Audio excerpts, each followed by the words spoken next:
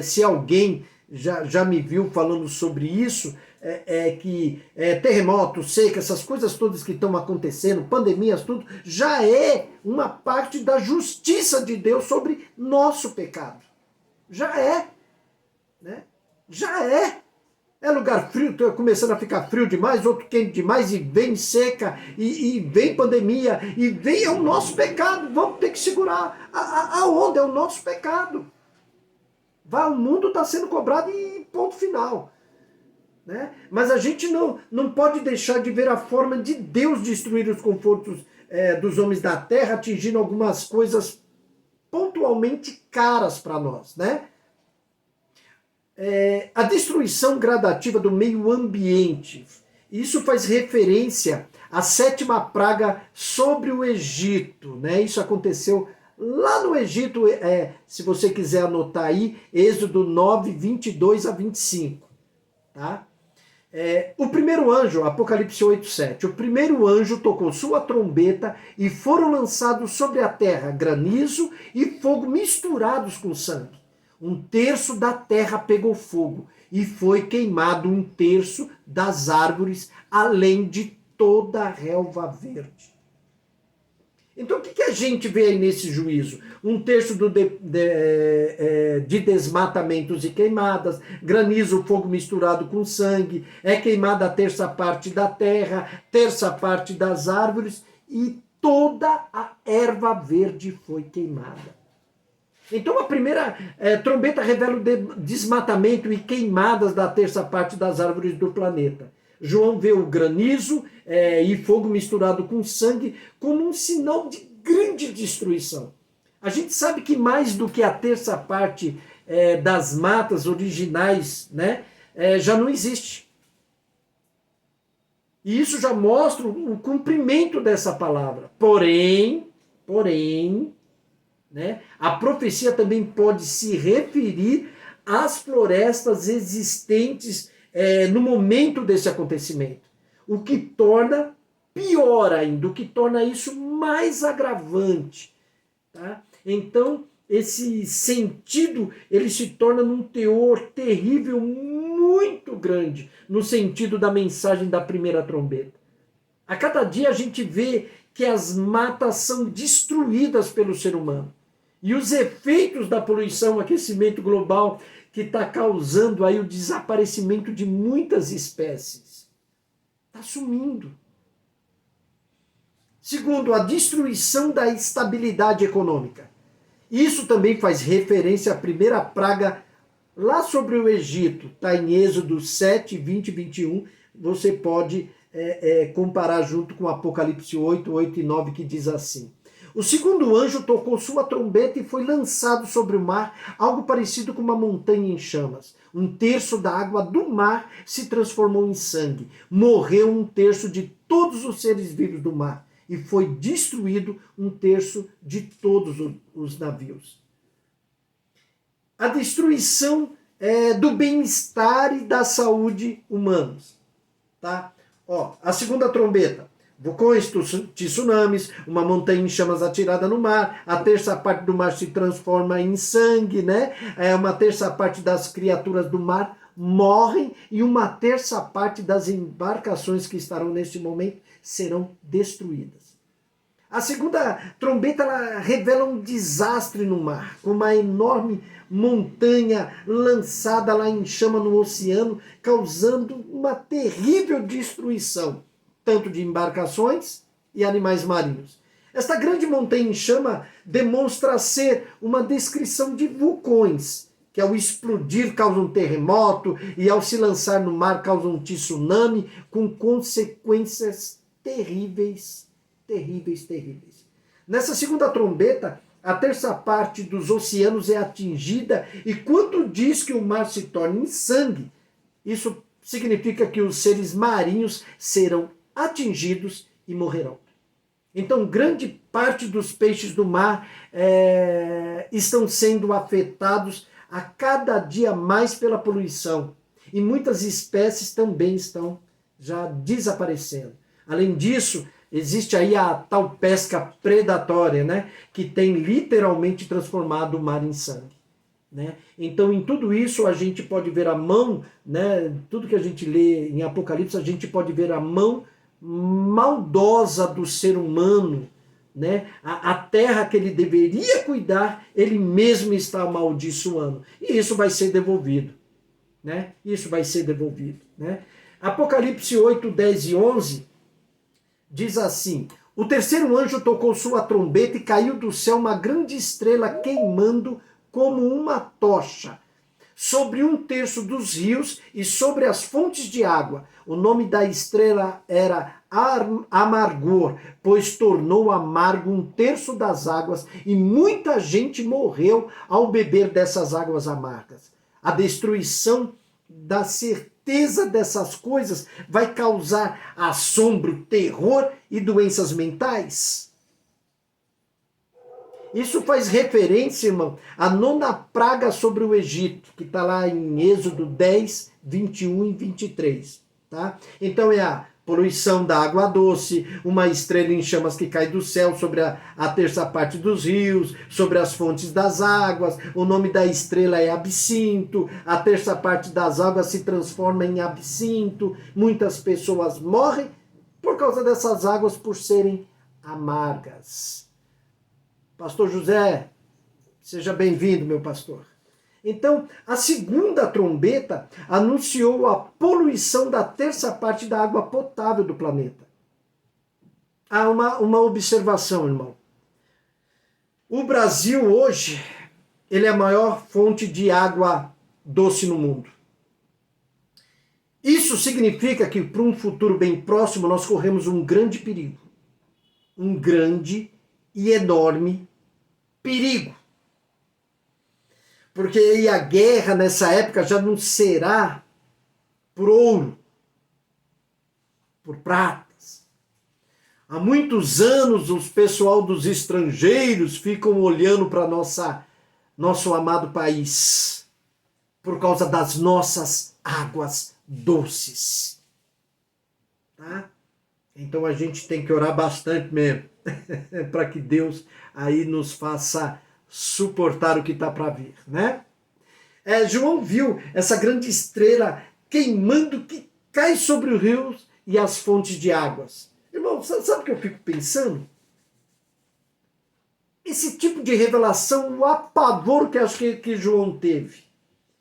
Imagina você tendo uma revelação dessa e vendo aquela destruição acontecer.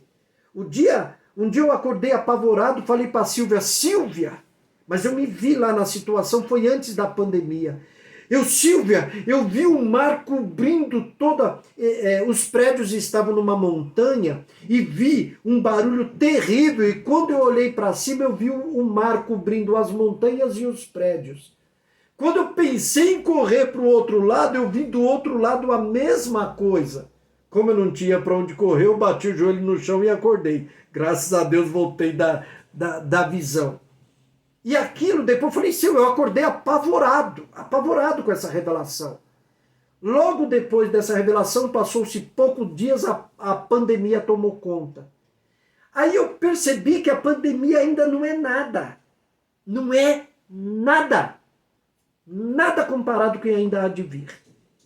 Aí eu me lembrei que quando eu aceitei ao Senhor, logo no comecinho, eu ajoelhei numa rua, lá na Vila Campestre, que o presbítero conhece muito bem, na rua atrás da minha casa lá, e eu me vi ali orando, e eu dizia assim, tremei, ó terra, porque o Senhor fará justiça.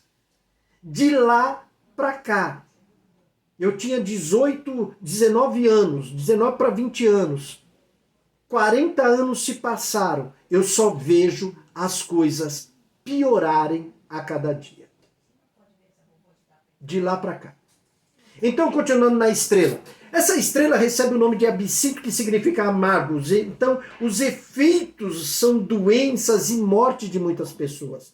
Esta profecia também se refere a algo nos últimos tempos devido à poluição da água doce, que diminui rapidamente a cada dia. Então, muitas doenças e mortes são causadas pela falta de saneamento básico, bem como a poluição da água, que é um item assim que a gente necessita para a nossa sobrevivência, né? E todo ser vivo necessita de água para sobreviver. Mesmo Jesus, o Senhor, quando foi levado lá para o deserto para ser tentado, né? Que é exatamente isso. Ele foi levado lá para ser tentado, ele não comeu, mas ali existia um riacho onde ele bebia água, porque um corpo, irmão, um corpo humano, ele pode até passar muito tempo sem comer, mas não sem água. Não sem água. Então ele precisava se hidratar. Apesar da fraqueza por não estar comendo, o seu corpo, né, o corpo que lhe foi dado, estava sendo hidratado. Tá certo? Então, a estrela que cai do céu pode se referir tanto ao meteoro ou astro, bem como armas bélicas. Né? Podem ser mísseis que para João poderiam ser descritos como uma estrela caindo, uma estrela caindo. Tem uma passagem de Pedro, que agora eu me esqueci onde é, que ele diz assim, que os céus passariam com estrepitoso estrondo. Né? E naquela palavra ali, parece que foi escrito eu ouvi isso há muitos anos atrás, curanon. Quando pegaram a palavra curanon e começaram a traduzir, o que deu a entender na tradução que aquela palavra significa urânio. Aí quando você pega urânio, você vê que é um produto aí que é para se produzir bombas atômicas. Então, possivelmente o estrepitoso estrondo que ele viu foi a explosão de uma bomba. Né? E isso é complicado. Um dos maiores perigos do mundo e um dos maiores medos dos governantes do mundo são as armas biológicas, as armas químicas. Elas são temidas pelas autoridades mundiais. O poder dela é destruidor. E as consequências, além de ser destruidor, a consequência é desconhecida. Pode falar, presbítero.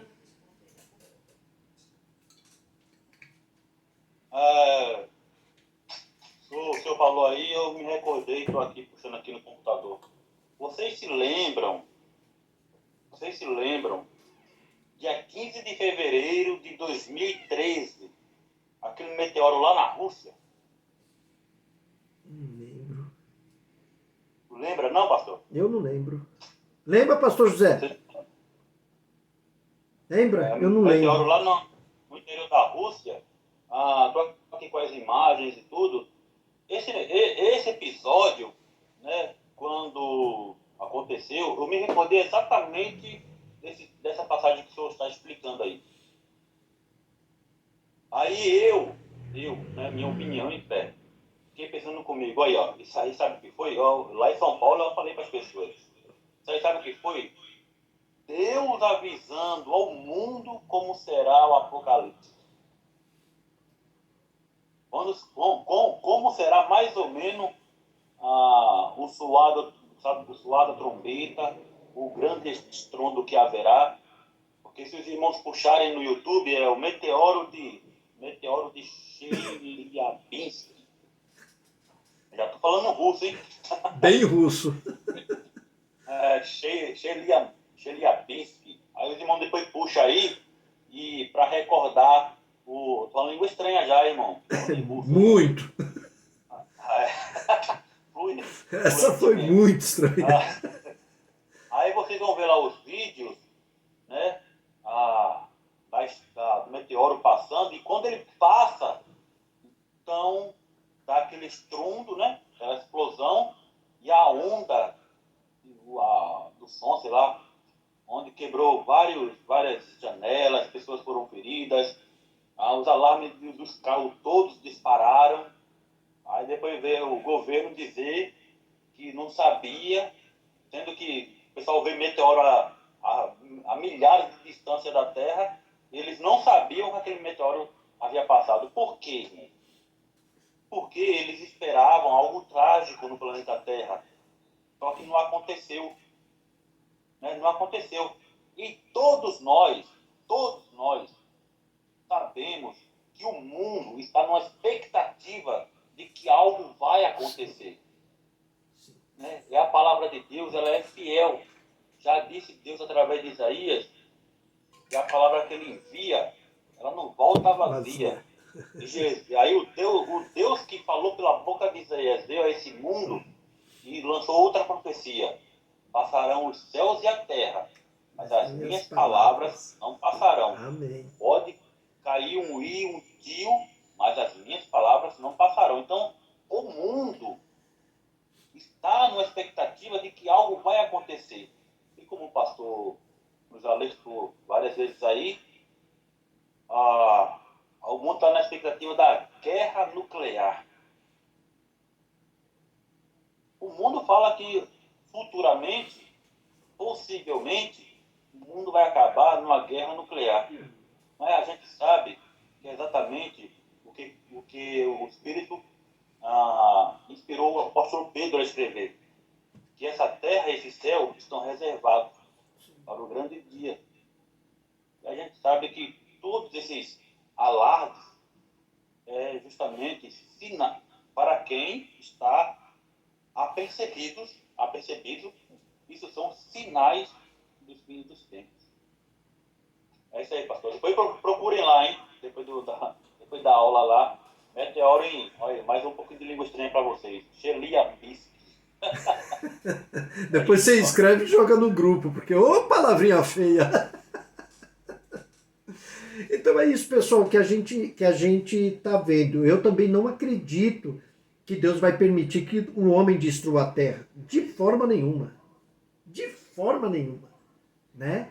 De forma nenhuma. Mas o homem, o ser humano, vai ter que arcar com a sua responsabilidade, né? Que é muito grande com relação a tudo que está acontecendo. Apocalipse 8:12. O quarto anjo tocou sua trombeta e foi ferido um terço do sol, da lua e das estrelas que escureceram.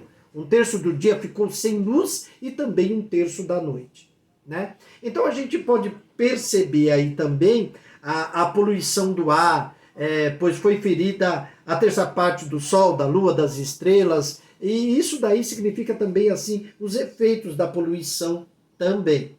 Né? A quarta trombeta atinge a terça parte do arco, então assim, com a poluição prejudicando a visibilidade do sol, da lua, das estrelas. Então, o escurecimento dos astros é um efeito da poluição atmosférica que só aumenta a cada dia. Eu mesmo estou numa situação que eu não sei, é gripe ou é a poluição? Né? A gente fica assim, a garganta fica ruim, o nariz fica ruim. Aí eu falo, não é possível gripe durante todo esse tempo. Né? Mas já são os efeitos da poluição. Né? Aí a terra seca, a gente lá no Mombasa chove, mas aqui pra gente ainda não choveu, só caiu uma garoazinha. Né? A chuva seria muito bem-vinda para dar uma queda na poluição. Né? O escurecimento também dos astros é um efeito da poluição atmosférica, né? Então, em muitas metrópoles, não é possível nem enxergar estrelas no céu à noite. E também, durante o dia, a visibilidade lá no alto não é muito boa, não, né? Em muitos lugares, a lua fica sem brilho ou até avermelhada devido à poluição. Os efeitos da poluição atingem também as pessoas com doenças respiratórias e isso prejudica a qualidade de vida e até mesmo muitas pessoas aí têm sido ceifadas, né? Têm morrido, infelizmente, né? Então as 4 primeiras trombetas, elas anunciam o juízo de Deus ao longo da história e sobre todo o universo visível, tá? Terra, plantas, mares, rios e céus. Tá? As 4 primeiras taças, elas afetam as mesmas regiões. Isso você vai encontrar lá em Apocalipse 16, 1-9. Tá? As consequências disso no dia a dia, nos relacionamentos, na saúde, na psique, nas ações e nas finanças das pessoas, isso será incalculável. Quando Deus age em juízo, ele destrói todo o conforto dos homens, né? Meio ambiente, saúde e estabilidade, né? Com relação à psique, irmão,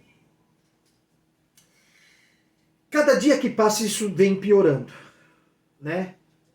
Em crianças, jovens, idosos, adolescentes, cada dia que passa isso vem aumentando de uma maneira assustadora, né? A gente tem falado aí sobre a marca da besta, tem procurado de vez em quando lembrar sobre a marca da besta, tem gente ainda esperando o chip. Gente, essa marca da besta já está aí, já está atingindo a mente e as ações das pessoas. Já está atingindo.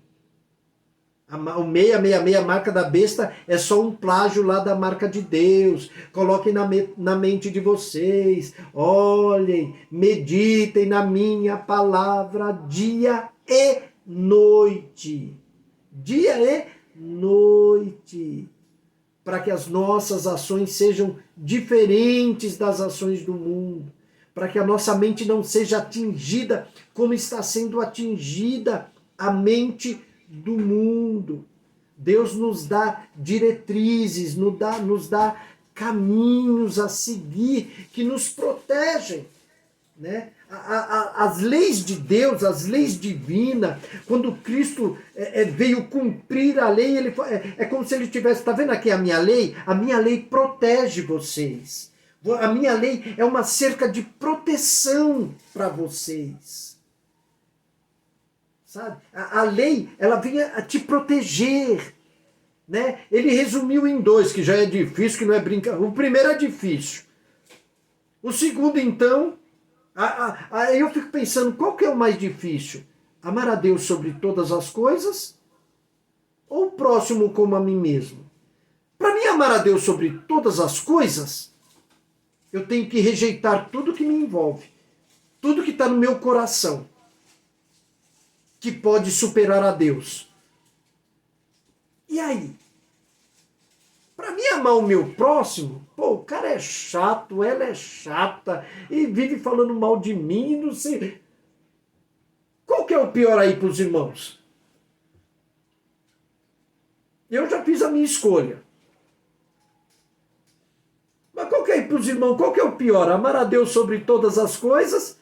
Lembre-se, aí tem que negar pai, mãe, filho, mulher, marido, neto, sobrinho, cachorro, gato. Qual que é o pior? Ou amar ao próximo? Eu fiz minha escolha. Eu só vou falar se vocês falarem.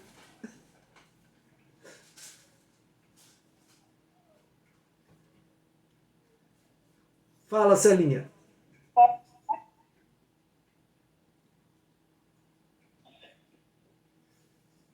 Não entrou aqui. Pode falar. Tô ouvindo. Estamos ouvindo. Amar a Deus acho que é mais difícil. Pela renúncia de tudo, apesar do próximo ser difícil, mas amar a Deus acho que é mais difícil. Sobre todas as coisas. O que tu acha, Elaine? Minha irmã, amar a Deus ou amar ao próximo?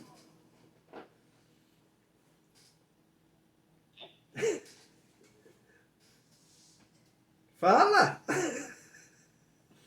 Não sabe? Amar a Deus também. Amar a Deus também? Pastor, qual que é o mais difícil, pastor? Pastor, eu acho que amar o próximo é muito mais difícil, pastor. É difícil. Tem que aturar cada figura, né?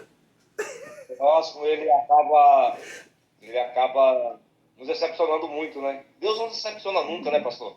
Mas o próximo, ele é complicado, porque por mais que a gente tente amá-lo, de uma forma como a Bíblia nos ordena, é difícil demais. É difícil. As atitudes, as feiuras, né, que muitos fazem, você acaba se distanciando e amar a Deus, eu acho que é melhor, é mais fácil. Na minha opinião, né? E aí, presbítero? O que é mais difícil aí? É uma incógnita, né? Porque nós conhecemos o texto de que, como a gente pode dizer que ama a Deus não ama o próximo? É uma incógnita, né? Porque se Deus fez o homem segundo a sua imagem e semelhança, se você não amar o próximo, consequentemente você não vai estar amando a Deus, porque o seu próximo é a imagem e semelhança dele. Então, fica. Eu acho que o pastor Luiz está querendo fazer uma pegadinha com a gente. Não, não é pegadinha. Eu sou. Pode Silvia? falar. Porque assim, se for para escolher, realmente eu concordo com o pastor José. É mais difícil amar o próximo. Por quê?